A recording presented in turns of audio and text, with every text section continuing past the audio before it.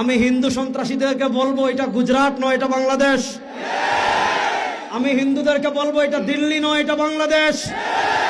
আমি বলবো এটা ইন্ডিয়া নয়, এটা শাহজালালের পুণ্যভূমি বাংলাদেশ। এখানে আপনি আমার ভাইকে পিটিয়ে মারবেন আর পূজার নামে দেশি অস্ত্র আমাদেরকে দেখাবেন। যদি আমাদের সাথে আপনারা খেলতে চান, মাঠে আসেন, আমরা খেলার জন্য প্রস্তুত।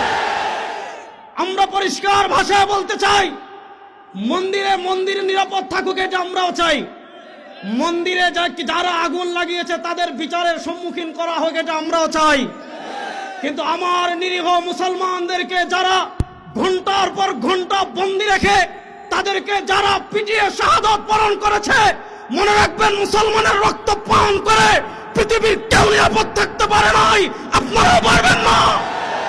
এই রক্ত কথা বলবে ইনশাআল্লাহ। আমি সর্বশেষ আরেকটা কথা বলে শেষ করছি। বাংলাদেশে আপনারা বিভিন্ন ইস্যু